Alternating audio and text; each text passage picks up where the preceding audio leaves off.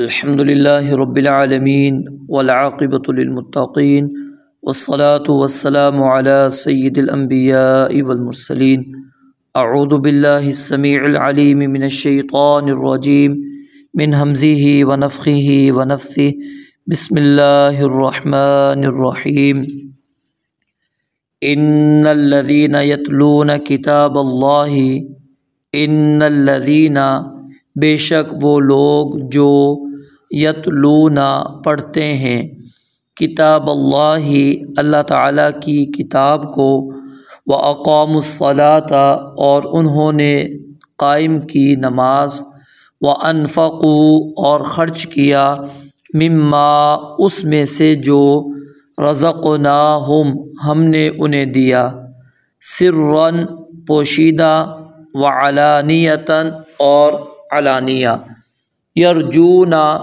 وہ امید رکھتے ہیں تجارتاً ایسی تجارت کی لن تبورا جو کبھی برباد نہ ہوگی لیوفیہم تاکہ وہ پورے دے انہیں اجورہم ان کے اجر ویزیدہم اور زیادہ بھی دے انہیں من فضلہ اپنے فضل سے انہو بے شک وہ غفور شکور بے حد بخشنے والا نہایت قدردان ہے والذی اور وہ ذات جو اوحینا والذی اور وہ جو اوحینا ہم نے وحی کی الیکا آپ کی طرف من الکتاب کتاب میں سے هو الحق وہی حق ہے مصدقاً تصدیق کرنے والی ہے لما اس کی جو بین یدیہ اس سے پہلے ہے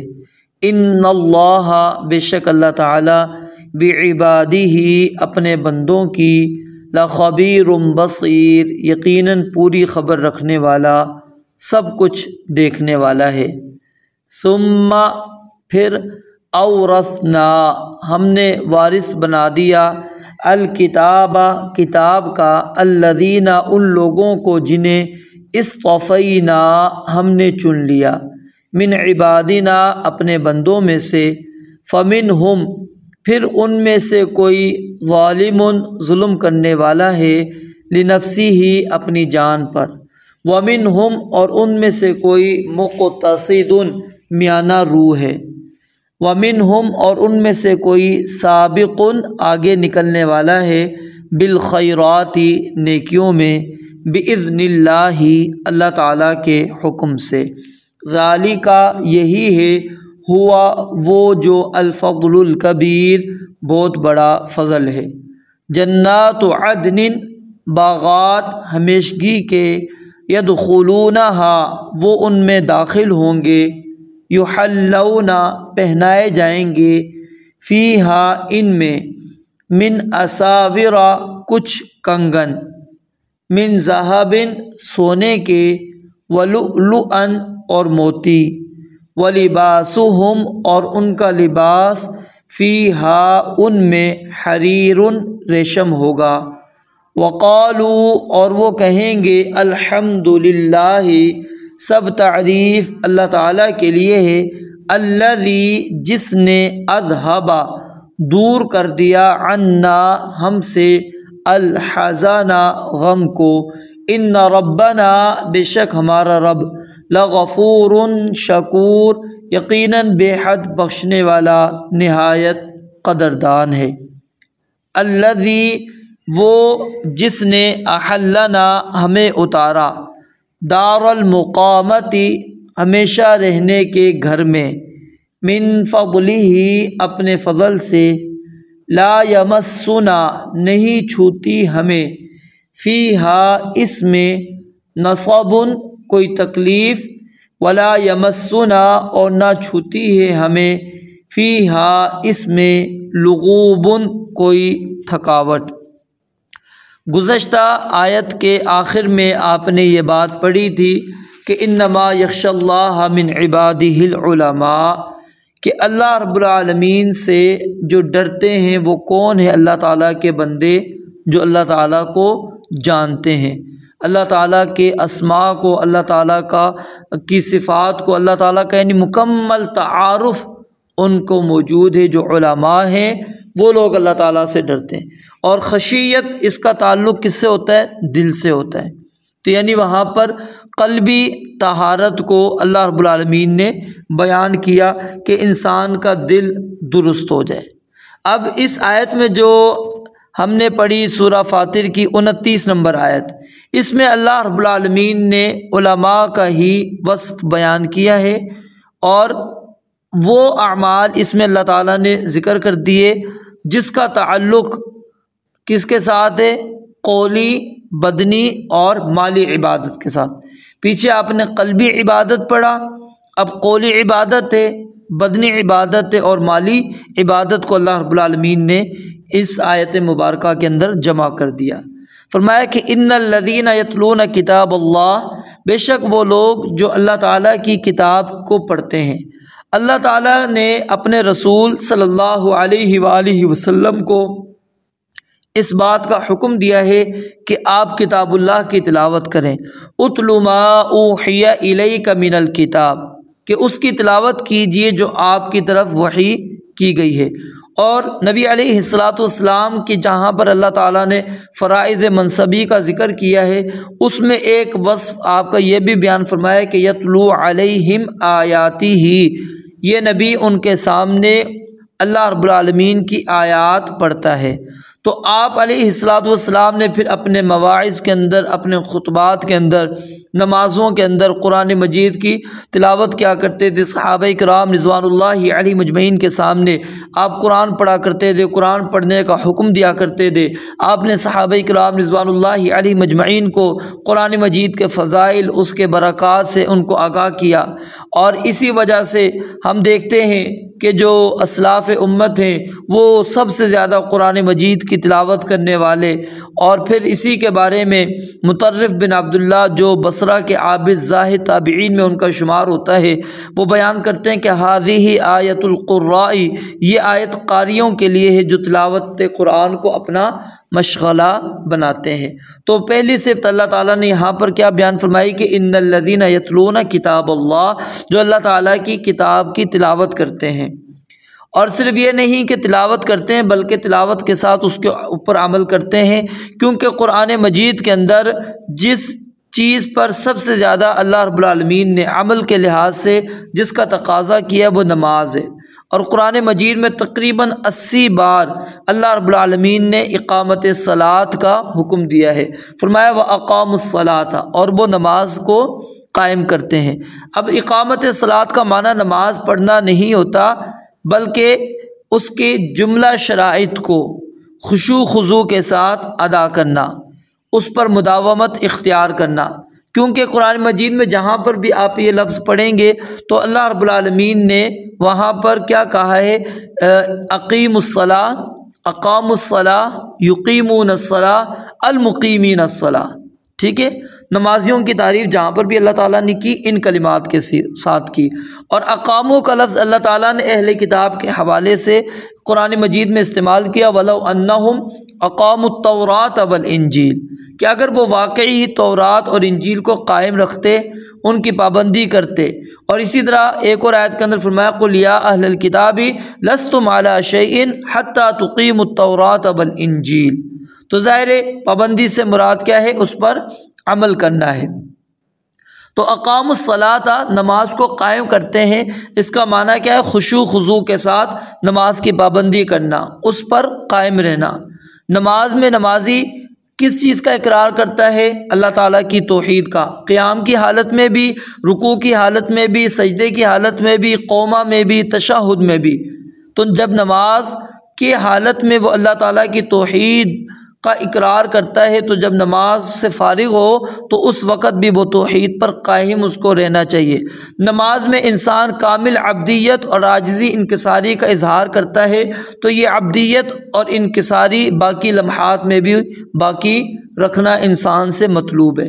نماز میں انسان کی آنکھیں جھکی رہنی چاہیے، ٹھیک ہے، قیام اور رکوع اور سجدے میں، قیام اور رکوع میں کہاں پر نگاہ ہوگی؟ سجدے گاہ میں، جہاں پر آپ نے سجدہ کرنا ہے، اور تشہد میں جو شہادت والی انگلی ہے وہاں پر آپ نے اپنی نگاہ کو رکھنا ہے۔ تو یہی حکم ہم نے نماز کے بارے بھی رکھنا ہے کہ اپنی نگاہوں کو نیچے جھکا کے رکھنا ہے۔ ہم نماز میں تلاوت قرآن کرتے ہیں، ذکر و اذکار کرتے ہیں، تسبیحات کرتے ہیں، تو یہ عمل خیر کا اہتمام باقی اوقات کے اندر بھی انسان کو کرنا چاہیے۔ یہ ایسا نہ ہو کہ باقی اوقات انسان غفلت میں گزار دے، اور ایک رکعت میں انسان 5 بار اللہ اکبر کہہ کر اللہ کی کبریائی کا اعتراف کرتا ہے، تو اس کے دل و دماغ میں کسی اور سپر پاور کا پھر خوف نہیں ہونا چاہیے۔ وہ دائیں بائیں اپنے نمازی بھائیوں کو کیا کہتا ہے؟ السلام علیکم ورحمۃ اللہ، نماز میں پڑھتا السلام علینا وعلی عباد اللہ الصالحین، تو یہ سلامتی کا پیغام دیتا ہے۔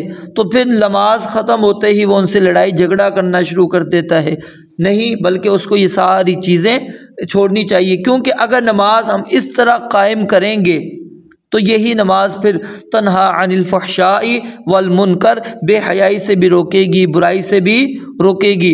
اور اگر نماز پڑھنے والے ان کی نماز کی زندگی میں کوئی فرق نہیں، اور جو نماز نہیں پڑھتا اس کی زندگی میں بھی کوئی فرق نہیں ہے، تو پھر ہمیں اپنی نماز کی فکر کرنی چاہیے، کیونکہ ہم نے نماز کو ادا تو کیا ہے، نماز کو قائم نہیں کیا۔ اور تیسری صفت اللہ تعالیٰ نے بیان فرمائی وَأَنفَقُوا مِمَّا رَزَقْنَاهُمْ، کہ جو کچھ اللہ تعالیٰ نے انہیں دیا ہے اس میں سے وہ خرچ کرتے ہیں۔ یہ اللہ سے ڈرنے والوں کا تیسرا وصف ہے کہ وہ حالت پوشیدہ ہو، وہ علانیہ ہو، ہر حالت میں وہ اللہ رب العالمین کے راستے میں خرچ کرتے ہیں۔ الذین ينفقون اموالهم باللیل والنہار سرا وعلانیۃ، دن ہو رات ہو، چھپ کر ہو علانیہ ہو، ہر حال میں اللہ رب العالمین کی راہ کے اندر وہ خرچ کرتے ہیں، جو اللہ رب العالمین نے انہیں دیا ہے اس میں سے اللہ تعالیٰ کی راہ میں خرچ کرتے ہیں۔ یہاں پر اگرچہ اللہ تعالیٰ نے خرچ کرنے کا راستہ نہیں بتلایا کہ کہاں پر خرچ کرتے ہیں، کیونکہ اس کی وضاحت قرآن مجید کی دیگر آیات کے اندر موجود ہے کہ وَآتَ الْمَالَ عَلَىٰ حُبِّهِ ذَوِي الْقُرْبَىٰ وَالْيَتَامَىٰ وَالْمَسَاكِينَ وَابْنَ السَّبِيلِ يَسْأَلُونَكَ مَاذَا يُنْفِقُونَ قُلْ مَا أَنفَقْتُم مِّن خَيْرٍ فَلِلْوَالِدَيْنِ وَالْأَقْرَبِينَ وَالْيَتَامَىٰ وَالْمَسَاكِينَ وَابْنَ السَّبِيلِ۔ تو اللہ تعالیٰ نے وہ راستے ہمارے سامنے بالکل قرآن مجید کے اندر بیان کر دیے۔ تو علانیہ اس سے مراد کیا ہے؟ جہاں پر مال خرچ کرنا فرض ہے، ضروری ہے، وہاں پر علانیہ خرچ کرنا ہے، جیسے زکوٰۃ، صدقہ فطر، قربانی، یا پھر لوگوں کو ترغیب دینا مقصود ہے، یا کوئی دینی مصلحت مطلوب ہے تو وہاں پر علانیہ خرچ کر سکتے ہیں۔ جیسے نماز فرض ہے اور نماز ہم نے کہاں پر آ کے ادا کرنی ہے؟ مسجد کے اندر، اسی لیے اذان بھی دی جاتی ہے، اسی لیے نماز کے لیے جمع ہونے کا حکم بھی ہے۔ نفلی نماز گھر کے اندر ہے، کیوں کہ وہ افضل پوشیدہ طور پر گھر کے اندر ادا کی جائے۔ نفلی صدقہ اسی طرح پوشیدہ طور پر افضل ہے۔ اور نبی علیہ الصلوۃ والسلام نے 7 خوش نصیب لوگوں کا ذکر فرمایا جن کو اللہ رب العالمین عرش کا سایہ دیں گے، اور اس دن کوئی سایہ نہیں ہوگا۔ تو ان میں سے ایک شخص آپ علیہ الصلوۃ والسلام نے فرمایا وہ ہے جو اس طرح صدقہ کرے کہ اس کے بائیں ہاتھ کو بھی پتہ نہ چلے کہ اس کے دائیں ہاتھ نے کیا خرچ کیا ہے، یعنی اس طرح چھپ کر پوشیدہ حالت کے اندر وہ اللہ رب العالمین کے راستے میں خرچ کرتا ہے۔ اور کبھی کبھار کیا ہوتا ہے کہ شیطان انسان کو پوشیدہ خرچ کرنے کی ترغیب اس طرح دیتا ہے کہ جی آپ پوشیدہ خرچ کریں، کیوں؟ ریاکاری ہوگی۔ تو کیا کرتا ہے شیطان؟ کہیں پر خرچ کرنا ہوتا ہے لیکن وہ اس بنا پر وہ خرچ نہیں کرتا کہ جی مجھے دکھلاوے کے لیے میں نے خرچ نہیں کرنا، کوئی یہ نہ سمجھے میں دکھلاوے کے لیے خرچ کرتا ہوں۔ امام راضی فرماتے ہیں کہ یہ عین الریا، بالکل ریا ہے، کیونکہ شیطان کی چالیں خطرناک ہیں، وہ وسوسہ ڈال کر نیکی سے انسان کو روکتا ہے اور دوسروں کو یہ تاثر دیتا ہے کہ دیکھیں بڑا مخلص ہے یہ انسان، ریا سے بچنے کے لیے نہیں دے رہا۔ تو ریا یہ نہیں ہے کہ عمل کرنے میں ہوتی ہے، بس اوقات عمل نہ کرنے میں بھی ریاکاری کا عمل دخل ہوتا ہے۔ جیسے مثال ہے عشاء کے بعد اگر کوئی بندہ وتر نہیں پڑھتا، لوگ کیا سمجھیں گے؟ جی یہ تہجد گزار ہے، ٹھیک ہے، آخری رات میں وتر پڑھے گا، لیکن اگر وہ پڑھتا ہی نہیں ہے بالکل، ٹھیک ہے، تو یہ ہو سکتا ہے کہ وہ چھوڑ ہی دے، یہ حالت ہو جاتی ہے۔ تو سرا و علانیہ ہر حالت میں وہ اللہ رب العالمین کی راہ میں خرچ کرتے ہیں۔ یرجون تجارتاً، اللہ تعالیٰ نے ان کی تلاوت کو، ان کے نماز پڑھنے کو اور صدقہ خیرات کو اللہ رب العالمین نے تجارت کے لفظ کے ساتھ یہاں پر بیان فرمایا۔ فرمایا کہ یرجون تجارتا لن تبور، یہ ایک ایسی تجارت کر رہے ہیں کہ جس کے اندر کسی قسم کا کوئی نقصان، خدشہ، اندیشہ نہیں ہے، کیونکہ بندہ کوئی بھی تجارت کرتا ہے اس تجارت کے اندر اس انسان کو اس بات کا ڈر ہوتا ہے، خوف ہوتا ہے کہ مجھے نقصان ہوگا، اور بس اوقات رأس المال جو ہوتا ہے اس کے ضائع ہونے کا بھی انسان کو ڈر ہوتا ہے کہ یہ پورا کا پورا مال مجھا ضائع ہو سکتا ہے، ختم ہو سکتا ہے۔ تو اللہ رب العالمین نے یہاں پر ان کو یقین دلا دیا کہ یاد رکھو تمہارا اجر و ثواب یقینی ہے۔ کیونکہ سب سے پہلی بات یہ ہے کہ ان اعمال کی توفیق بھی اللہ تعالیٰ نے ہی تمہیں دی ہے۔ اگر اللہ کی طرف سے توفیق نہ ہوتی، تم نہ تلاوت کتاب کرتے، قرآن کی تلاوت کرتے، نہ ہی نمازوں کو قائم کرتے، نہ ہی اللہ کی راہ میں اس مال کو خرچ کرتے۔ اور دوسری وجہ کیا ہے کہ انسان جس قدر بھی عبادت گزار ہو، وہ اللہ تعالیٰ کی عظمت و جلالت کا حق اور اس کے انعامات کا شکر ادا نہیں کر سکتا۔ فرشتے قیامت والے دن کیا کہیں گے، کیا اعتراف کریں گے؟ ما عبدناک حق عبادتک، کہ اللہ ہم سے تیری عبادت کا حق ادا نہیں ہو سکا، حالانکہ وہ ہر وقت رکوع سجود کے اندر کیا نام ہے اللہ تعالیٰ کی حمد و ثنا، تسبیحات، تقدیسات، پاکیزگیاں بیان کر رہے، یفعلون ما یؤمرون، جو حکم دیا جاتا ہے وہ کرتے ہیں، کوئی مخالفت نہیں، کچھ نہیں، پھر بھی وہ کیا کہتے ہیں کہ اللہ ہم نے تیری عبادت نہیں کی جس طرح تیری عبادت کرنے کا حق تھا۔ اور تیسری وجہ یہ کہ اعمال میں یہ خطرہ ہوتا ہے انسان کو کہ اس کی ادائیگی کے اندر کہیں کمی نہ رہ جائے، ٹھیک ہے، تو اس لیے فرمایا کہ اخلاص سے سر انجام دینے میں اگر کمی رہ گئی ہے، سنت کی موافقت میں کوتاہی نہ رہ گئی ہو، کیونکہ شیطان انسان کو اس وسوسوں کے ذریعے سے لا کر وہ انسان کی نیکیوں کو برباد کر دیتا ہے، اور یہ بھی خوف انسان کو لاحق رہتا ہے کہ کوئی ایسا عمل نہ ہو جائے جو نیک عمل کی قبولیت سے مانع بن جائے۔ تو انہی خدشات کی بنا پر اللہ رب العالمین نے کیا فرمایا کہ تمہاری درجات کی بلندی یقینی ہے، تمہارے اعمال کی قبولیت یقینی ہے۔ اور قرآن مجید سورہ مومنون کے اندر اللہ تعالیٰ فرماتے ہیں والذین یؤتون ما آتوا وقلوبهم وجلۃ انہم الی ربہم راجعون۔ اس آیت کے بارے میں سیدہ عائشہ صدیقہ رضی اللہ تعالیٰ عنہا نے نبی علیہ الصلوۃ والسلام سے پوچھا کہ جو چوری کرتے ہیں، بدکاری کرتے ہیں، شراب پیتے ہیں اور اللہ سے ڈرتے ہیں، وہ لوگ مراد ہے؟ فرمایا کہ نہیں اے بنت صدیق، ولکنہ الذی یصلی ویصوم ویتصدق، اس سے مراد وہ شخص ہے جو نماز پڑھتا ہے، روزے رکھتا ہے، صدقہ خیرات کرتا ہے اور وہ اللہ رب العالمین سے ڈرتا بھی ہے۔ تو یاد رکھیے انسان کو اس کا عمل قیامت والے دن نجات نہیں دے گا۔ حدیث موجود ہے، نبی علیہ الصلوۃ والسلام نے فرمایا لن ینجی احدا منکم عملہ، کسی بھی شخص کو اس کا عمل نجات نہیں دے گا۔ قالوا، تو صحابہ نے کہا ولا انت یا رسول اللہ، اللہ کے نبی علیہ الصلوۃ والسلام جو آپ عبادات کر رہے ہیں، جو آپ اعمال کر رہے ہیں، آپ کے اعمال بھی آپ کو کیا نام ہے نجات نہیں دلوا سکتے۔ فرمایا کہ ولا انا، اور نہ ہی میں، الا ان یتغمدنی اللہ برحمت، ہاں اگر اللہ تعالیٰ مجھے اپنی رحمت میں ڈھانپ لے گا تو پھر میں جنت کے اندر چلا جاؤں گا۔ اور اسی طرح کی ایک اور روایت موجود ہے کہ لا يدخل احدا منکم عملہ الجنت، کسی بھی بندے کو اس کا عمل جنت میں داخل نہیں کرے گا، ولا یجیرہ من النار، اور نہ ہی اس کو جہنم کی آگ سے بچائے گا، ولا انا، اور نہ ہی مجھے، الا برحمت من اللہ، مگر اللہ رب العالمین کی رحمت کے ساتھ۔ کیونکہ یاد رکھیے عمل کا دائرہ جو ہے وہ محدود ہے، اور جنت اللہ تعالیٰ کی جو دائمی نعمت ہے، تو یہ اعمال کا نتیجہ کیسے ہو سکتی ہے؟ اور اللہ رب العالمین نے قرآن مجید میں کہا، اب یہ تھوڑا سا اعتراض میں سمجھا رہا ہوں اور اس کو حل کرتا ہوں۔ قرآن مجید میں اللہ تعالیٰ نے فرمایا کہ جب اہل ایمان کی روح فرشتے قبض کر رہے ہوتے ہیں، وہ کیا کہتے ہیں؟ سلام علیکم ادخلوا الجنت بما کنتم تعملون، کہ تم پر سلامتی ہو اور جنت میں تم داخل ہو جاؤ اس وجہ سے جو تم عمل کیا کرتے تھے۔ اور اسی طرح فرمایا وَنُودُوا أَن تِلْكُمُ الْجَنَّةُ أُورِثْتُمُوهَا بِمَا كُنْتُمْ تَعْمَلُونَ، کہ یہی وہ جنت ہے جس کے تمہیں وارث بنایا گیا ہے اس وجہ سے جو تم عمل کرتے تھے۔ اب ان آیات سے تو معلوم ہوتا ہے کہ جنت اعمال حسنہ کا بدلہ ہے، لیکن اللہ تعالیٰ اور نبی علیہ الصلوۃ والسلام نے کیا فرمایا کہ یہ اللہ رب العالمین جو انسان کو جنت دیں گے، یہ اللہ رب العالمین کی طرف سے اللہ رب العالمین کا فضل ہے، اللہ تعالیٰ کا احسان ہے۔ تو جنت میں داخلہ اللہ تعالیٰ کی رحمت سے ہوگا، عمل بھی یہ اللہ تعالیٰ کی ہی توفیق ہے، اگر اس کی رحمت نہ ہوتی تو کوئی نیک عمل نہیں کر سکتا، اور یہ عمل اللہ رب العالمین کی رضا کے مطابق ہو تو یہ بھی کسی نعمت سے کم نہیں ہے، پھر اللہ تعالیٰ اس نعمت کو، اس عمل کو قبول کر لے، ٹھیک ہے، اور اس عمل کے بدلے میں اللہ تعالیٰ اس بندے کو جنت دے دے، اور کیا انسان کو چاہیے۔ تو اس لیے فرمایا کہ تجارت لن تبور، یہ ایک ایسی تجارت ہے جس میں کوئی گھاٹا نہیں، کوئی نقصان نہیں۔ یہاں پر یعنی اعمال صالحہ کو، تلاوت کو، نماز کو، انفاق کو تجارت کہا گیا، اور سورہ صف کے اندر اللہ رب العالمین نے ایمان اور جہاد فی سبیل اللہ کو تجارت سے تعبیر کیا۔ یا ایھا الذین آمنوا هل ادلکم علی تجارۃ تنجیکم من عذاب علیم تؤمنون باللہ ورسولہ وتجاہدون فی سبیل اللہ باموالکم وانفسکم ذالکم خیر لکم ان کنتم تعلمون۔ اور اسی طرح اللہ تعالیٰ سورہ توبہ کے اندر فرماتے ہیں ان اللہ اشتری من المؤمنین انفسہم واموالہم بان لہم الجنہ یقاتلون فی سبیل اللہ فیقتلون ویقتلون وعدا علیہ حقا فی التوراۃ والانجیل والقرآن ومن اوفی بعہدہ من اللہ فاستبشروا ببیعکم الذی بایعتم بہ وذالک هو الفوز العظیم۔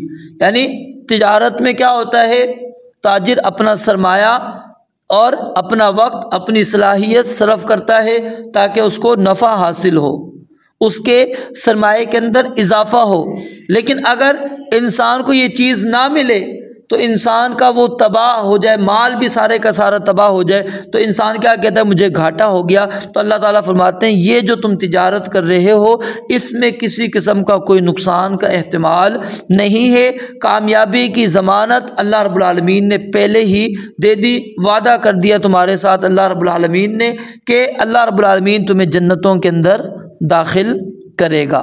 تو اگلی آیت کے اندر اللہ رب العالمین پھر فرماتے ہیں لیوفیہم، تاکہ اللہ تعالیٰ ان کو پورا دے، ان کے اجر اللہ تعالیٰ ان کو پورے دے۔ اب یہاں پر لام یہ عاقبت کا بھی ہو سکتا ہے کہ یہ تم نے کیا نام ہے تلاوت کتاب اس لیے کی، نماز کو قائم اس لیے کیا، خرچ کرنے کا نتیجہ کیا ہے کہ اللہ تعالیٰ تمہیں پورا پورا اجر دے۔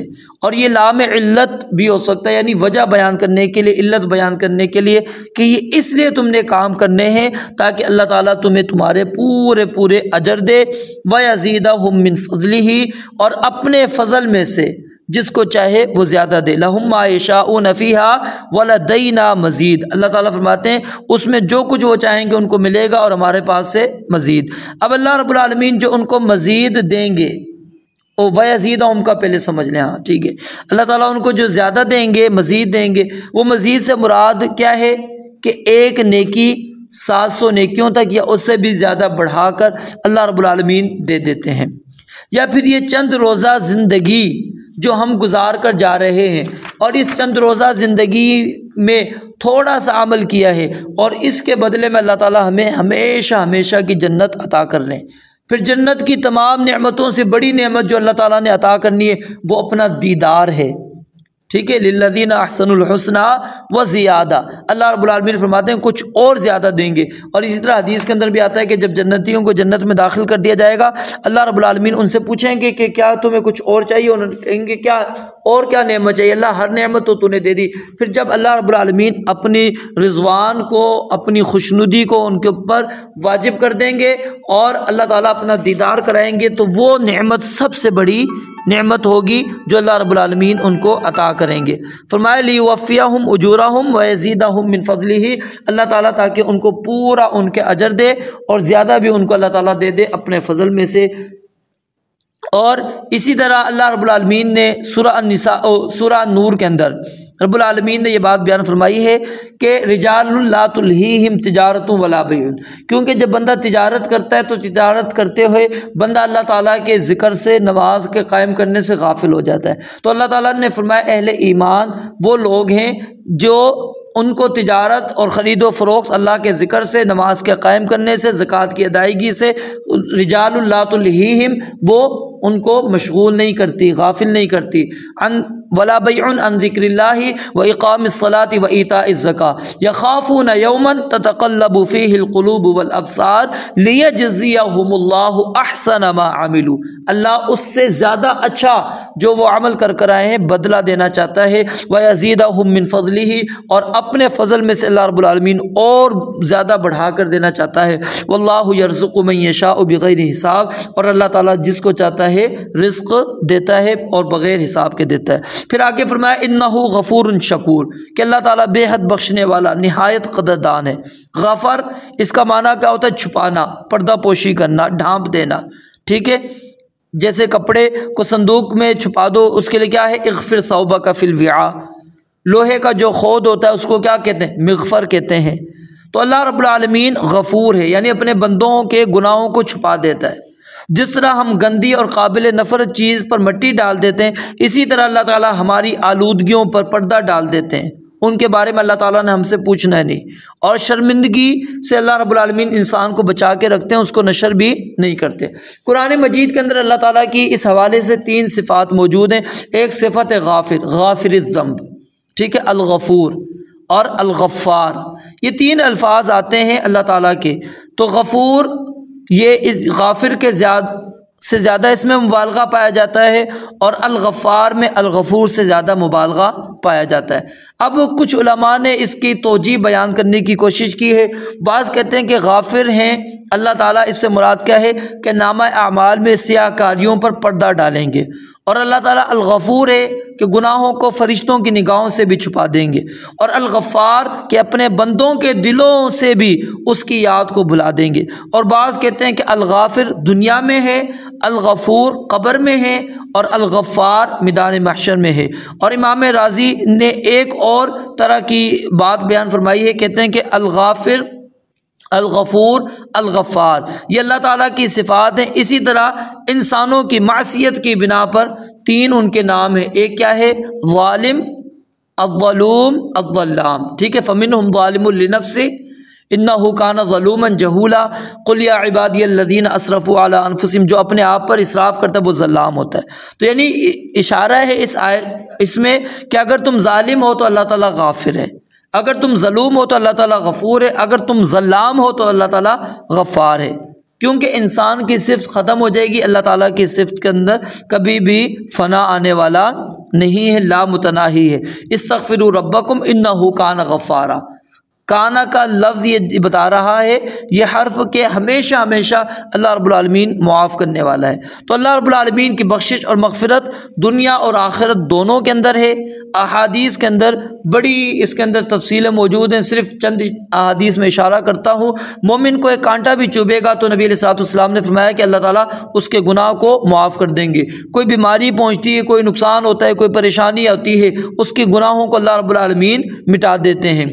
ٹھیک ہے، اور پھر اسی طرح اللہ رب العالمین اس بندے کے نام اعمال سے اس گناہ کو بالکل صاف کر دیتے، مٹا دیتے ہیں. عام معافی کا اللہ تعالیٰ اس کے لیے اعلان کر دیتے ہیں. رسوائی سے اللہ رب العالمین اس کو بچا لیتے ہیں. کوئی باز پرس اللہ تعالیٰ اس سے نہیں کرتے، پردہ پوشی کرتے ہیں، اس کے گناہوں کے اوپر اللہ رب العالمین پردہ ڈال دیتے ہیں. انہ غفور کہ اللہ تعالیٰ بے حد بخشنے والا ہے، بے حد بخشنے والا. نبی عبادی انی انا الغفور الرحیم ومن یغفر الذنوب الا اللہ. اللہ کے علاوہ کون گناہوں کو معاف کرے گا؟ اللہم انی ظلمت نفسی ظلما کثیرا ولا یغفر الذنوب الا انت فاغفر لی مغفرۃ من عندک وارحمنی انک انت الغفور الرحیم. اسی طرح پھر ہم جو سید الاستغفار پڑھتے ہیں اس میں بھی کیا ہے؟ فانہ لا یغفر الذنوب الا انت. اب دیکھیں اللہ رب العالمین کے سامنے بندہ اکیلے کے اندر، تنہائی کے اندر 1 آنسو 2 آنسو بہا دے، صدق کے دل سے معافی مانگے، اللہ تعالیٰ معاف کر دیتے ہیں. لیکن عیسائیت کے اندر کیا ہے؟ چرچ میں جانا پڑتا ہے، پوپ پادری کے سامنے آپ اپنے گناہوں کا اعتراف کرتے ہیں، وہ بخشش کا پروانہ آپ کو دیتا ہے. ٹھیک ہے، یہ عقیدہ، یہ فکر انتہائی غلط ہے. اللہ تعالیٰ انسان کے گناہوں کو چھپاتا ہے، کسی کے سامنے نہیں لاتا، بلکہ انسان کے دل سے اس کو مٹا دیتا ہے. تو اس لیے انسان جو ہے گناہ کرتا ہے، اللہ تعالیٰ سے معافی مانگتا ہے، اللہ تعالیٰ الغفور بے حد بخش دیتا ہے، بے حد پردہ پوشی کرتا ہے، چھپا دیتا ہے. اور شکور یہ اللہ تعالیٰ کیا قدردانی کرتا ہے، اس کے چھوٹے سے عمل کو اللہ رب العالمین بڑھا چڑھا کر اس کا اجر اور ثواب دیتے ہیں۔ اور یہ جنت اللہ رب العالمین جو انسان کو دے رہے ہیں، یہ بھی کس بنیاد پر مل رہی ہے؟ اس کی اللہ تعالیٰ نے اس کی اس نیکی کی قدر کی، چھوٹی سی عبادت۔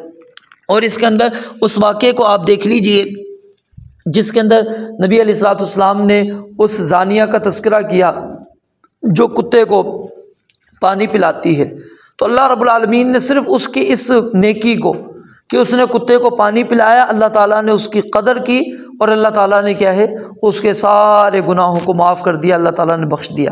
تو انسان اللہ تعالیٰ کی طرف رجوع تو کرے، توبہ تو کرے، اللہ تعالیٰ کی طرف پلٹے تو صحیح، اللہ تعالیٰ سے معافی تو طلب کرے، رب العالمین معاف کر دیتے ہیں۔ اللہ تعالیٰ انسان کے گناہوں پر پردہ ڈال دیتے ہیں۔ کتنے ہمارے گناہ ہیں اللہ تعالیٰ نے لوگوں کی آنکھوں سے اوجھل رکھے ہوئے، اللہ تعالیٰ نے ہمارے ظاہر کو لوگوں کے سامنے رکھ دیا، ٹھیک ہے، ہمارے گناہوں کو اللہ تعالیٰ نے چھپا دیا۔ اگر آپ اور میں ایک دوسرے کے گناہوں کو جانتے ہوتے تو کیا ہم ایک دوسرے کے قریب ہو سکتے تھے؟ نہیں ہو سکتے تھے۔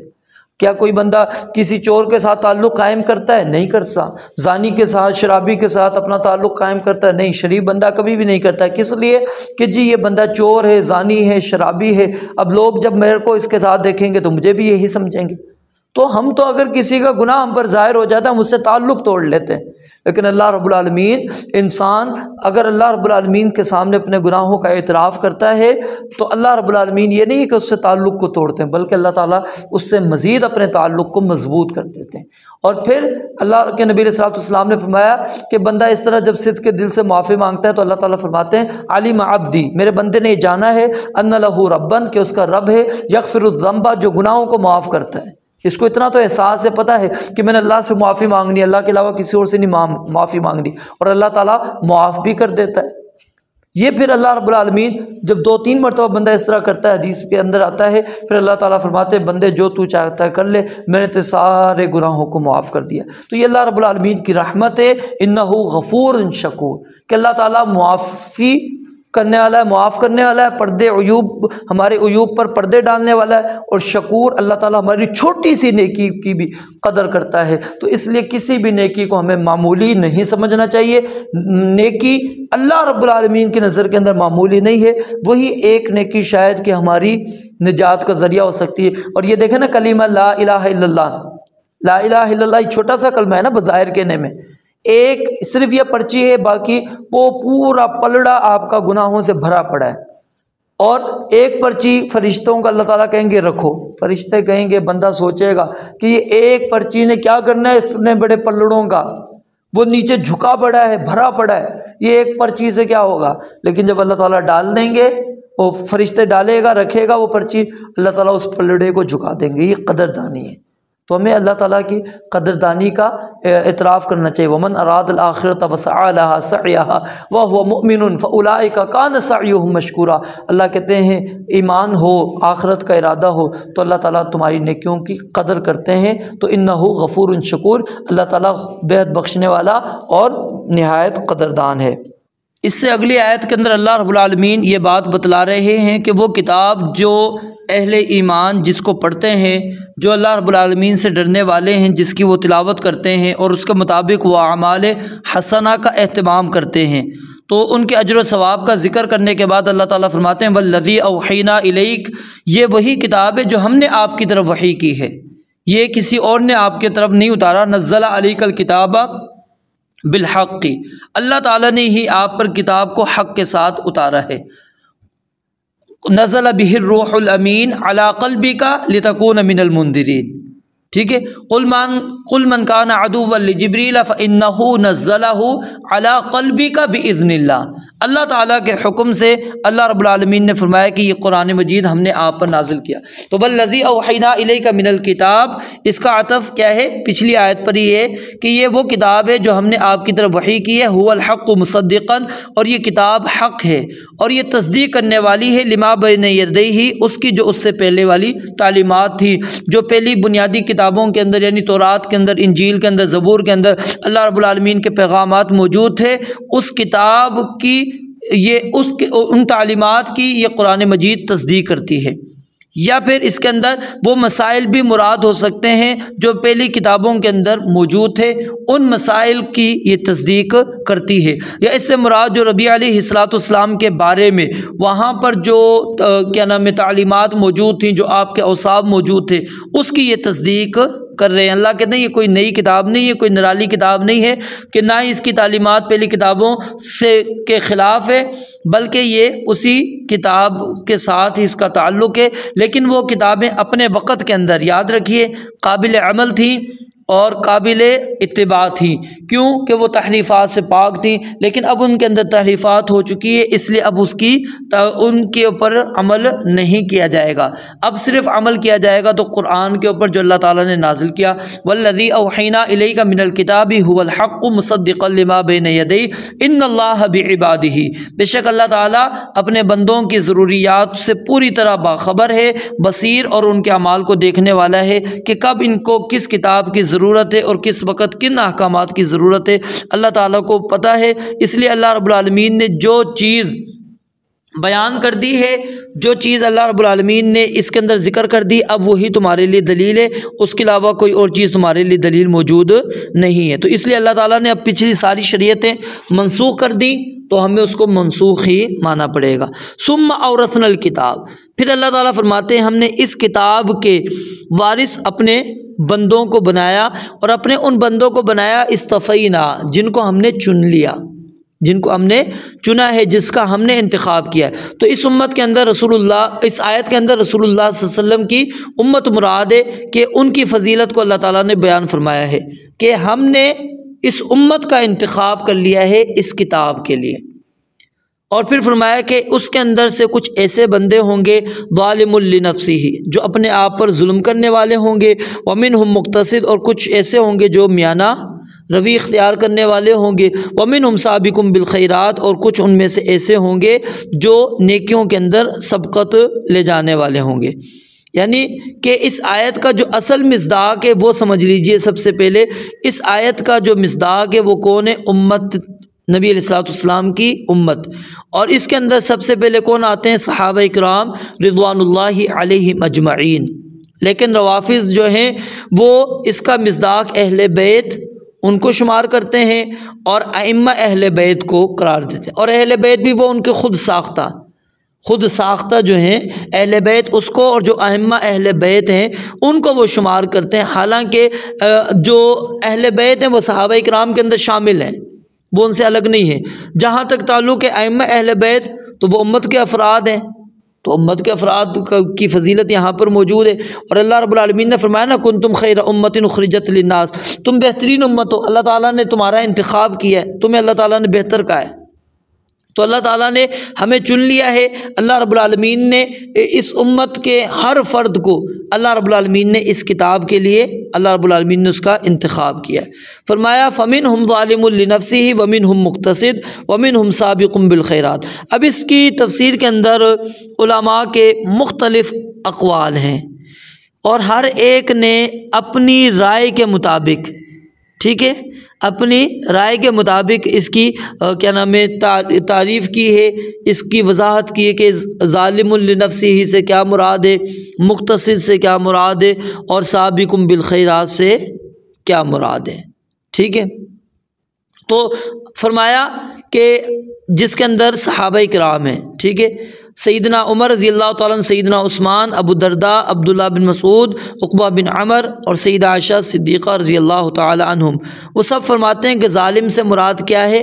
فاسق اور صغائر کا مرتکب، اور یہی رائے جمہور مفسرین کی ہے، اور علامہ قرطبی رحمہ اللہ نے فرمایا کہ یہ 6 صحابہ کا قول ہے اور یہی تمہارے لیے کافی ہے۔ اور اسی طرح کا قول سیدنا عبداللہ بن عباس رضی اللہ تعالیٰ عنہما سے بھی منقول ہے کہ اس سے مراد رسول اللہ صلی اللہ علیہ وسلم کی امت ہے، امت کے ظالموں کی بخشش ہو جائے گی، مقتصدین کا آسان حساب ہوگا، اور سابقین بغیر حساب کے جنت میں جائیں گے۔ اور اسی رائے کو جو ہے امام ابن کثیر اور امام ابن جریر رحمۃ اللہ علیہ نے درست قرار دیا ہے، اور ابو الدرداء رضی اللہ تعالیٰ عنہ کی حدیث بھی اس کی وضاحت کرتی ہے کہ آپ علیہ الصلوۃ والسلام فرماتے ہیں کہ میں نے نبی علیہ الصلوۃ والسلام کو یہ فرماتے ہوئے سنا کہ اس آیت میں سبقت لے جانے والے وہ ہیں جو بغیر حساب کے جنت میں جائیں گے، اور مقتصدین سے آسان حساب ہوگا، جو اپنے آپ پر ظلم کریں گے وہ میدان محشر میں دیر تک کھڑے رہیں گے، پھر اللہ تعالیٰ ان پر اپنی رحمت فرمائے گا۔ تو جو ہے اس حدیث سے اس کی تصدیق، یعنی سیدنا عبداللہ بن عباس کا جو قول ہے اس کی تصدیق ہو جاتی ہے۔ اور اسی طرح اس کی میں نے آپ کو کہا کہ مختلف جو ہے نا اس کی تعبیرات علماء نے بیان کی ہیں۔ سہل بن عبداللہ وہ بیان کرتے ہیں کہ السابق اس سے مراد عالم ہے، مقتصد سے مراد متعلم ہے، اور ظالم سے مراد جاہل ہے۔ ذُنُّون مصری وہ کہتے ہیں ظالم جو صرف زبان سے ذکر کرنے والا ہے، مقتصد دل سے ذکر کرنے والا، اور سابق اللہ تعالیٰ کی یاد سے غافل نہیں ہوتا۔ اور الانطاقی وہ کہتے ہیں ظالم صاحب الاقوال، مقتصد صاحب الافعال، اور سابق صاحب الاحوال ہے۔ ابن عطا وہ کہتے ہیں کہ ظالم وہ ہے جو اللہ تعالیٰ سے دنیا کے لیے محبت کرے، مقتصد وہ ہے جو آخرت کے لیے محبت کرے، اور سابق جو فنا فی اللہ ہو جائے، اللہ کی مراد میں ہی اس کی مراد ہوتی ہے۔ اور بعض کہتے ہیں کہ ظالم وہ ہے جسے مال دیا گیا مگر وہ اسے اللہ کی راہ میں خرچ نہیں کرتا، مقتصد وہ ہے جو خرچ تو کرتا ہے، اور سابق وہ ہے جو مال نہ ہوتے ہوئے بھی شکر کرتا ہے اور ایثار کرتا ہے۔ ٹھیک ہے۔ اور بعض کہتے ہیں کہ سابق وہ ہے جو مسجد میں اذان سے پہلے آتے ہیں، مقتصد وہ ہے جو اذان کے بعد آتے ہیں، اور ظالم وہ ہے جو اقامت صلاۃ کے بعد آتے ہیں۔ تو اسی طرح کے بہت سارے اقوال امام قرطبی رحمۃ اللہ علیہ نے، اور علامہ شوکانی اور علامہ آلوسی وغیرہ نے نقل کیے ہیں۔ تو مقصود کیا ہے، ان کا خلاصہ کلام کیا ہوگا کہ سب کے سب اقوال کو اگر ہم دیکھیں گے ان کا تعلق اس امت کے افراد کے ساتھ ہی ہے، اس امت کے افراد کے ساتھ ہی اس کا تعلق ہے، کیونکہ بعض مفسرین وہ ایک الگ تفسیر اس کی بیان کرتے ہیں۔ وہ اس کے اندر ظالم لنفسہ ہی کے اندر کس کو لے کر آتے ہیں؟ کافر کو۔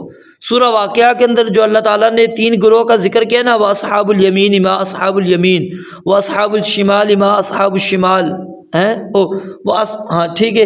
اور اسی طرح والسابقون السابقون، یہ جو اصحاب یمین ہیں، اصحاب شمال ہیں، سابقون ہیں، اب اس میں سے 2 تو جنت میں جائیں گے، اصحاب الیمین اور سابقون، اور تیسرا گروہ کس میں جائے گا؟ جہنم میں۔ تو اصحاب الشمال تو اس کی تفسیر بعض علماء یہ کرتے ہیں، لیکن یہ تفسیر درست نہیں ہے، کیونکہ اس سے اگلی آیت کے اندر اللہ تعالیٰ نے سب سے جنت کا وعدہ کیا ہے، جو اپنے آپ پر ظلم کرتا ہے اس سے بھی، جو میانہ روی اختیار کرتا ہے اس سے بھی، اور جو سابقم بالخیرات ہے اس سے بھی اللہ رب العالمین نے جنت کا وعدہ کیا۔ کسی ایک سے بھی اللہ رب العالمین نے یہ نہیں کہا کہ تم جنت کے اندر نہیں جاؤ گے۔ تو صحیح بات کیا ہے کہ یہاں پر جو لفظ ظالم استعمال ہوا ہے، اس سے مراد صغیرہ اور کبیرہ گناہ کا جو مرتکب ہے اس کے لیے استعمال ہوا ہے، شرک کے لیے یہاں پر استعمال نہیں ہوا، کیونکہ جو شرک کرنے والا اور کفر کرنے والا انسان ہے اس کے اوپر اللہ تعالیٰ نے جنت کو حرام کر دیا ہے۔ وَمَن يُشْرِكْ بِاللَّهِ فَقَدْ حَرَّمَ اللَّهُ عَلَيْهِ الْجَنَّةَ وَمَأْوَاهُ النَّارُ وَمَا لِلظَّالِمِينَ مِنْ أَنصَارٍ۔ اور اسی طرح اللہ رب العالمین نے فرمایا کہ إِنَّ اللَّهَ حَرَّمَهُمَا عَلَى الْكَافِرِينَ، کہ اللہ تعالیٰ نے جنت کی نعمتوں کو، جنت کے پانی کو اللہ تعالیٰ نے کافروں کے اوپر حرام کر دیا ہے۔ تو یہاں پر اگر وہ ہم مراد لیتے ہیں تو پھر اس کے اندر آپ ظالم کو جنت کے اندر، پھر مشرک کو جنت کے اندر کیسے لے کر جائیں گے؟ ٹھیک ہے، وہ تو جنت میں جا ہی نہیں سکتا، اللہ رب العالمین کا فیصلہ اٹل فیصلہ ہے۔ تو اس لیے یہاں اس سے مراد کیا ہے؟ اس امت کے افراد ہیں، اور اس امت کے افراد سے مراد کیا ہوگا کہ وہ اللہ تعالیٰ کے احکامات کو پڑھتے ہیں، نمازوں کو قائم کرتے ہیں، اور جو کچھ اللہ تعالیٰ نے دیا ہے اس میں سے خرچ کرتے ہیں۔ ٹھیک ہے، لیکن اس کے اندر یہ 3 درجات ان کے ہیں، ان کے 3 درجات ہیں۔ کچھ وہ ہیں جو اپنی جان پر ظلم کرتے ہیں، کچھ وہ ہیں کہ ان کی نیکیاں وہ زیادہ ہیں، اور بلکہ کیا نام ہے، نیکیاں اور برائیاں ان کی برابر ہیں، یہ مقتصد ہو گئیں، اور ظالم جس کی گناہ زیادہ ہیں اور نیکیاں کم ہیں، اور سابقم بالخیرات جس کے نیکیاں زیادہ ہیں اور گناہ ہے ہی نہیں، یا ہے تو بہت انتہائی کم موجود ہے۔ اور اسی طرح بعض نے اور تفسیر بھی اس کی بیان کی ہے کہ ظالم سے مراد وہ ہے جو بعض واجبات کی ادائیگی میں کوتاہی کرتے ہیں، اور بعض محرمات کے مرتکب بھی ہو جاتے ہیں، اور مقتصد وہ ہیں جو واجبات کی پابندی کرتے ہیں، محرمات سے اجتناب کرتے ہیں، البتہ بعض مستحب کو وہ چھوڑ دیتے ہیں، اور بعض مکروہات میں مبتلا بھی ہو جاتے ہیں۔ اور سابقین وہ ہیں جو واجبات اور مستحبات کا تو اہتمام کرتے ہی کرتے ہیں، اور محرمات اور مکروہات سے بچتے ہیں، حتیٰ کہ بعض مباحات کو کسی شبہ کی وجہ سے بھی وہ چھوڑ دیتے ہیں۔ تو اللہ تعالیٰ نے یہاں پر اب ایک سوال اور پیدا ہوتا ہے کہ ظالم کو اللہ تعالیٰ نے پہلے کیوں ذکر کیا ہے؟ حالانکہ پہلے ذکر کس کا ہونا چاہیے تھا؟ سابقم بالخیرات کا، جو سب سے زیادہ نیکیوں میں آگے بڑھنے والا ہے۔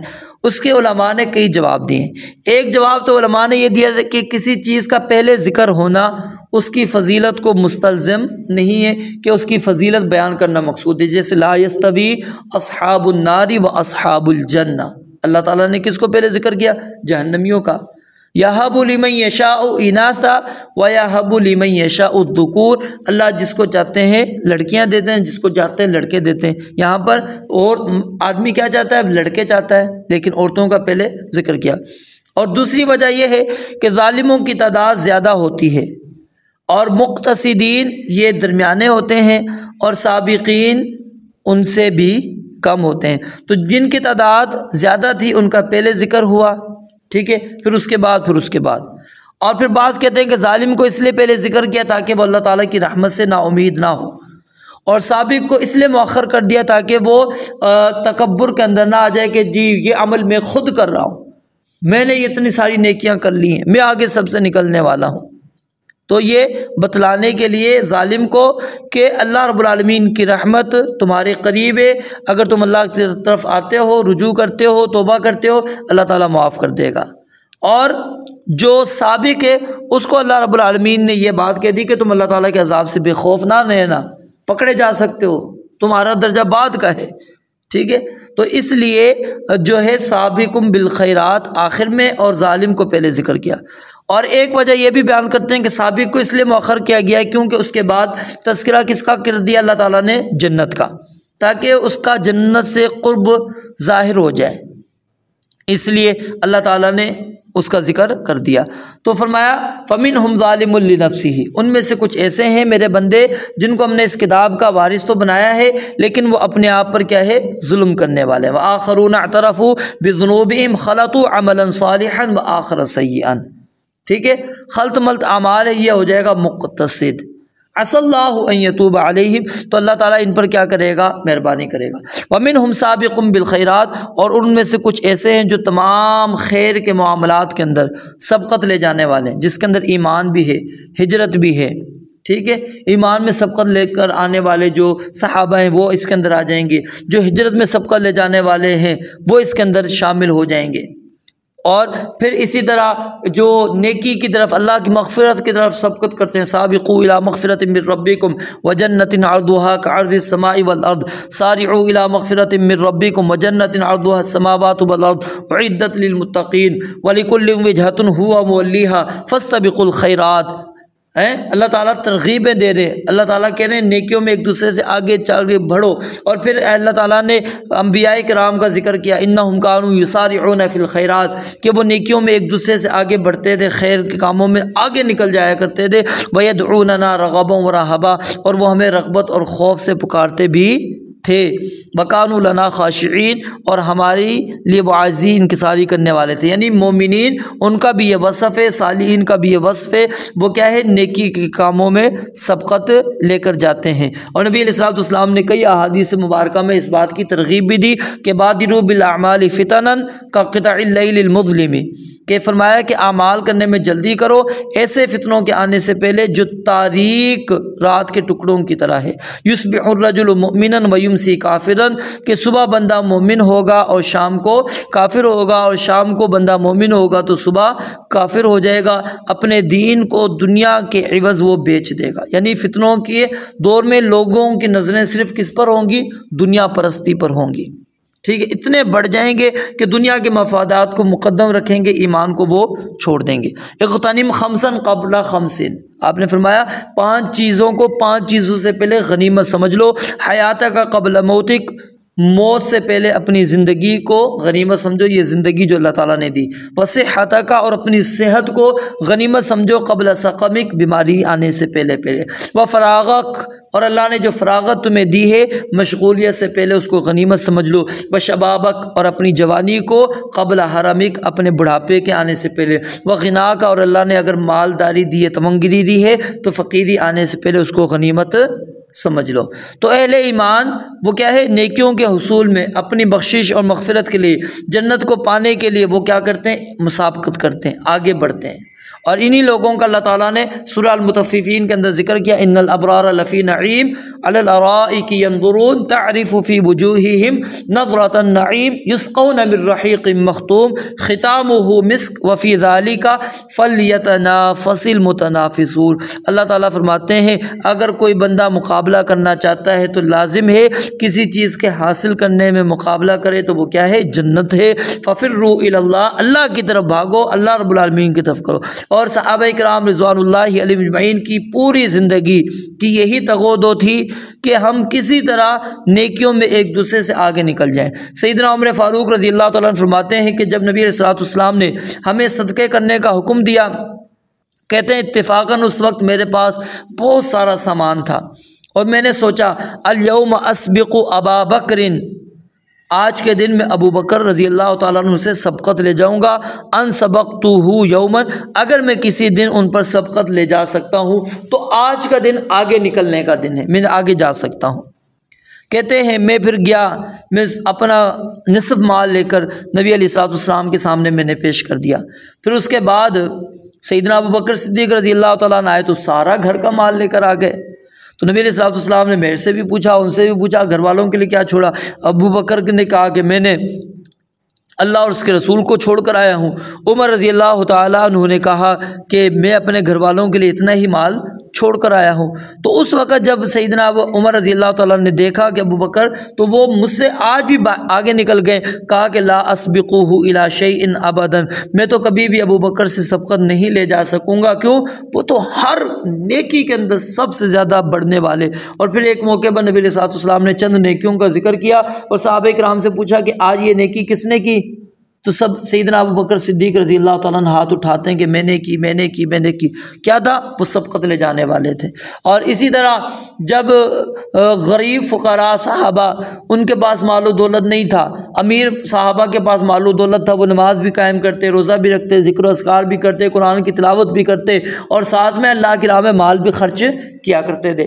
غرباء نے آ کر کہا اللہ کے نبی علیہ الصلوۃ والسلام ہمارے پاس مال نہیں ہے، باقی ہم سارے کام کرتے ہیں، تو وہ لوگ جن کے پاس مال موجود ہے وہ ہم سے آگے بڑھ چکے ہیں، ہمیں کوئی ایسا عمل بتلائیں تاکہ ہم ان کے درجات تک پہنچ سکیں۔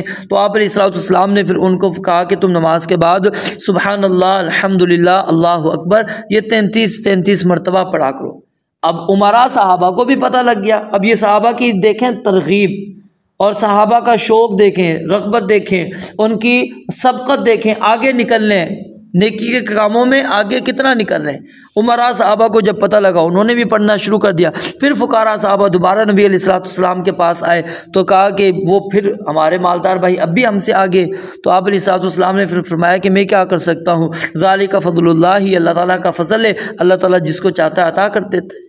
اور پھر اسی طرح غزوہ احد کا واقعہ ہے، نبی علیہ الصلوۃ والسلام ابھی جنگ کی طرف جا رہے تھے تو آپ علیہ الصلوۃ والسلام نے اس شخص کو دیکھا کہ وہ کھجوریں کھا رہا ہے، کافر ہے، ٹھیک ہے۔ تو کہا کہ کہاں جا رہے ہو؟ کہا کہ ہم لڑائی کرنے جا رہے ہیں۔ کیا ملے گا؟ جی جنت ملے گی، خلاصہ مطلب مختصر کر رہا ہوں۔ تو اس نے کہا میں بھی چلوں تو مجھے بھی ملے گی۔ فرمایا کہ جب تک کلمہ نہیں پڑھو گے نہیں ملے گی۔ تو بہرحال اس نے اپنی کھجوریں پھینکی، کلمہ پڑھا اور صحابہ کے ساتھ چلا گیا اور اسی جنگ کے اندر وہ کیا ہے، شہید ہو گیا۔ تو یہ کیا ہے، مسابقت کی کئی مثالیں اور قرآن و حدیث کے اندر موجود ہیں کہ اللہ کے نبی علیہ الصلوۃ والسلام خود بھی سبقت لے جانے والے، صحابہ بھی سبقت لے جانے والے۔ تو آج اگر ہمیں دوڑ لگانی ہے تو وہ اللہ تعالیٰ کی مغفرت کی طرف، اللہ تعالیٰ کی جنت کی طرف، نیکیوں کی طرف، فاستبقوا الخیرات، نیکی کے کاموں میں ایک دوسرے کے ساتھ تعاون بھی کرنا ہے، ایک دوسرے سے آگے بھی نکلنا ہے۔ تو اس کاموں میں ہم نے کیا ہے سابقم بالخیرات باذن اللہ۔ اب یہاں پر ایک اور نقطہ سمجھ لیجئے کہ اللہ تعالیٰ فرماتے ہیں یہ جو تم نیکیوں میں آگے نکلے ہو یہ خود نہیں نکل سکے بلکہ تم کیسے نکلے ہو؟ باذن اللہ، اللہ تعالیٰ کی اجازت سے، اللہ تعالیٰ کے حکم سے، اللہ تعالیٰ کی توفیق سے۔ اگر اللہ تعالیٰ کی توفیق نہ ہوتی تو کبھی بھی تم آگے نہیں نکل سکتے تھے۔ تو یہ اللہ رب العالمین کا تم پر فضل ہے، اللہ تعالیٰ کا تم پر احسان ہے کہ اللہ تعالیٰ نے تمہیں توفیق دی، کہ اللہ تعالیٰ نے تمہیں ظالم لنفسہ ہی کے گروہ سے نکال دیا، تمہیں مقتصد کے گروہ سے نکال کر سابقم بالخیرات کے اندر اللہ رب العالمین نے لا کر تمہیں رکھ دیا۔ تو یہاں پر یہ باذن اللہ کے کلمے نے انسان کے اندر جو تکبر غرور آنا تھا اس کو اللہ تعالیٰ نے یہاں پر کیا کر دیا؟ ختم کر دیا۔ ذالک هو الفضل الکبیر، اللہ تعالیٰ فرماتے ہیں یہ جو تمہیں ملی ہے، ٹھیک ہے، یہ اللہ رب العالمین کی طرف سے بہت بڑا فضل ہے۔ اب اس کے اندر فضل الکبیر سے کیا مراد ہے؟ فضل الکبیر سے کیا مراد ہے؟ فضل الکبیر سے مراد یاد رکھیے یہ کتاب بھی ہو سکتی ہے اور جنت بھی ہو سکتی ہے، دونوں کی دونوں یہاں پر فضل کبیر ہی ہے کہ اللہ رب العالمین کا یہ فضل ہے کہ اللہ تعالیٰ نے تمہیں اپنی اس امت کے اندر، یعنی اللہ رب العالمین نے تمہیں کیا نام ہے شمار کیا، تمہیں پیدا کیا۔ اچھا، اب ایک سوال یہ پیدا ہوتا ہے کہ جب امت مسلمہ کا ہر فرد ہی جنت میں داخل ہوگا تو پھر ایمان لانے کے بعد جہنم سے ڈرانے اور ڈرنے کی ضرورت کیا ہے؟ سوال پیدا ہوتا ہے نا کہ جب سب مومنوں نے جنت میں ہی جانا ہے تو پھر آخر جہنم سے اللہ نے کیوں ڈرایا؟ اس کا جواب یہ ہے کہ اللہ تعالیٰ نے اس میں یہ نہیں فرمایا کہ جہنم میں نہیں جائے گا، ٹھیک ہے، کہ یہ لوگ جہنم میں نہیں جائیں گے، بلکہ فرمایا کہ جہنم میں اگر کوئی ہمیشہ ہمیشہ کے لیے جائیں گے تو وہ کافر ہوں گے، مشرک ہوں گے۔ یہ جائے گا، کتنی مدت جائے گا اللہ تعالیٰ کے علم میں، پھر اللہ تعالیٰ وہاں سے اس کو نکال کر جنت میں داخل کر دیں گے۔ تو یہ ذالک هو الفضل الکبیر، اللہ تعالیٰ کا بڑا فضل ہے۔ ربما یود الذین کفروا لو کانوا مسلمین، اللہ کہتے ہیں اس وقت کافر لوگ چاہیں گے کاش کہ وہ بھی مسلمان ہوتے تو کبھی نہ کبھی وہ بھی جہنم سے نکال دیے جاتے۔ تو اللہ فرماتے ہیں جنات عدن، ان کو اللہ رب العالمین کہاں پر داخل کرے گا؟ عدن۔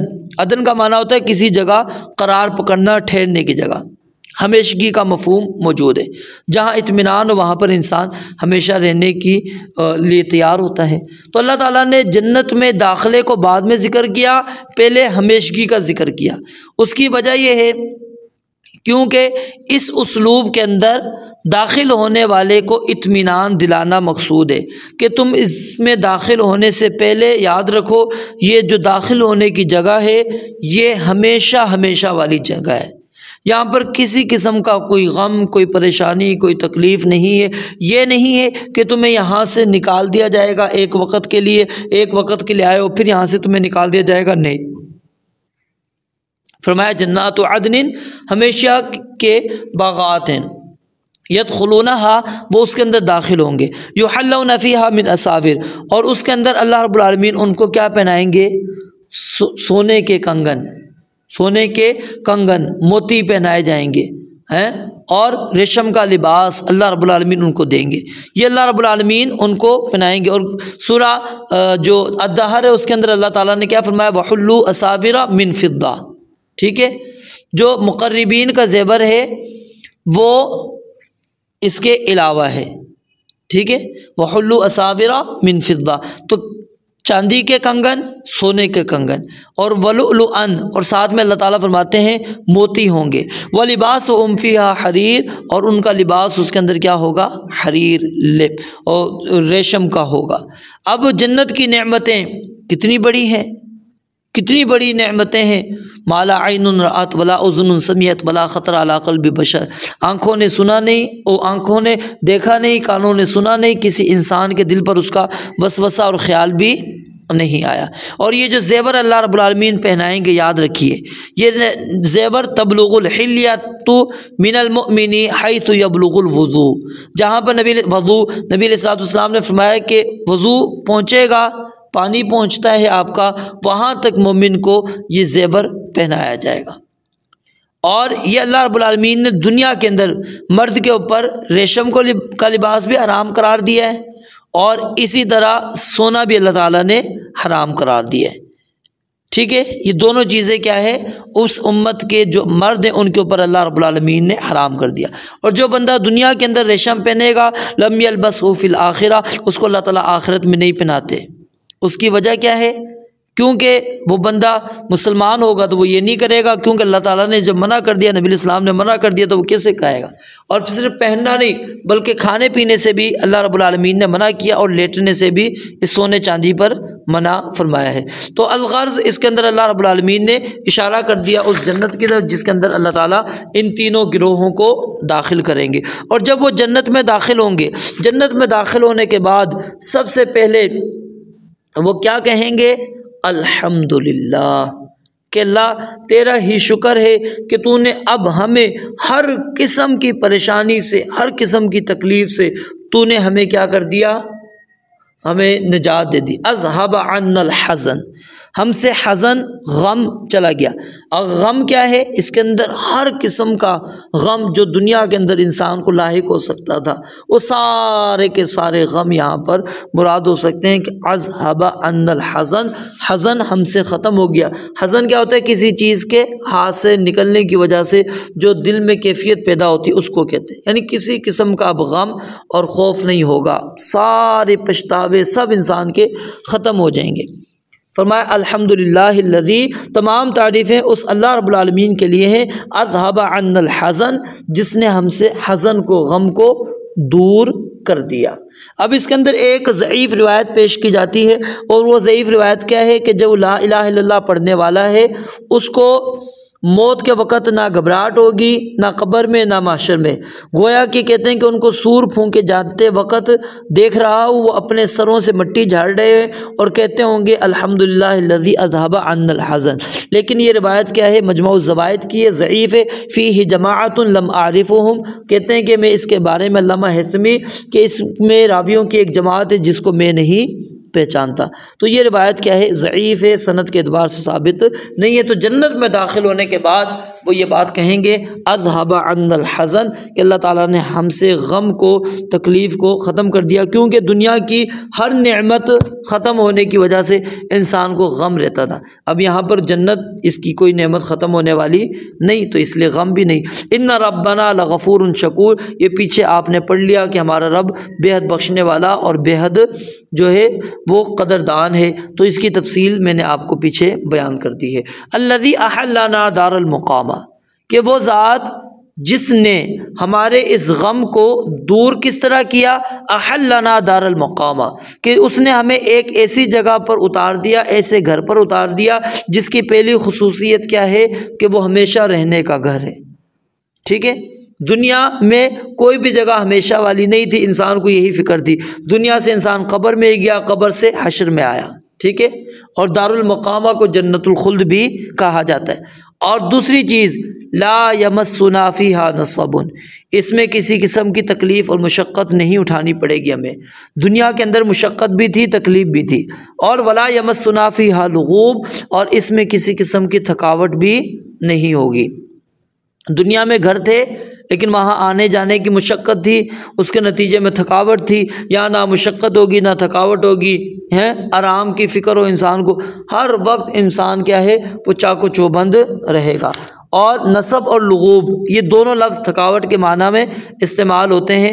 امام رازی نے یہ بات بیان فرمائی کہ نصب کا جو اطلاق ہے وہ تھکاوٹ کے سبب پر ہوتا ہے، یعنی جو انسان جس کی وجہ سے تھکاوٹ آ رہی ہو اس سبب کو نصب کہتے ہیں۔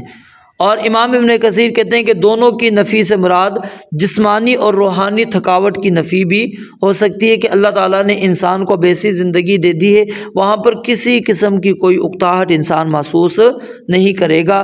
خالدین فیہا لا یبغون عنہا حولا، ہمیشہ ہمیشہ اس میں رہیں گے اور کبھی جگہ ان کی تبدیل نہیں کی جائے گی۔ تو فرمایا الذی احلنا دار المقامۃ من فضلہ، یہ جو اللہ تعالیٰ نے ہمیں گھر دیا ہے یہ اللہ رب العالمین کا اپنا فضل ہے، وگرنہ میرے اعمال اتنے نہیں تھے کہ ان اعمال کی وجہ سے مجھے یہ مقام دیا جاتا، یہ جگہ دی جاتی، ٹھیک ہے، یہ جو مقام اور جگہ جو مجھے دی گئی ہے یہ کیا ہے؟ اللہ رب العالمین کا فضل ہے کہ اللہ تعالیٰ نے میری چھوٹی سی نعمت کو، چھوٹی سی نیکی کو اللہ تعالیٰ نے قبول کیا، اور اللہ تعالیٰ نے اس کی قدر کرتے ہوئے مجھے اپنا فضل اور اپنی رحمت کرتے ہوئے مجھے اللہ تعالیٰ نے یہ مقام، یہ عزت، یہ گھر اللہ رب العالمین نے مجھے عطا کر دیا۔ تو یہاں پر بھی وہی بات جو پیچھے میں نے آپ کے سامنے کر دی تھی کہ انسان اللہ رب العالمین کی رحمت سے ہی جنت میں داخل ہوگا، تو اسی چیز کا وہ اقرار کر رہے ہیں کہ الحمدللہ الذی اذھب عنا الحزن ان ربنا لغفور شکور الذی احلنا دار المقامۃ من فضلہ لا یمسنا فیہا نصب ولا یمسنا فیہا لغوب۔ خلاصہ کلام یہ ہے کہ اللہ تعالیٰ نے یہاں پر جو جنت کا نقشہ ہمارے سامنے کھینچا اور اللہ سے ڈرنے والوں کی جو اللہ تعالیٰ نے صفات بیان کی، اس کی وجہ کیا ہے؟ تاکہ ہم اس راستے کو اپنائیں اور اس راستے پر چلیں، ان صفات کو اپنا کر ہم بھی ان جنتوں کے وارث بننے کی کوشش کریں۔ رب العالمین سے دعا ہے اللہ تعالیٰ جو کچھ بیان کیا ہے اس پر مجھے اور آپ کو عمل کرنے کی توفیق عطا فرمائے۔ وآخر دعوانا ان الحمدللہ رب العالمین۔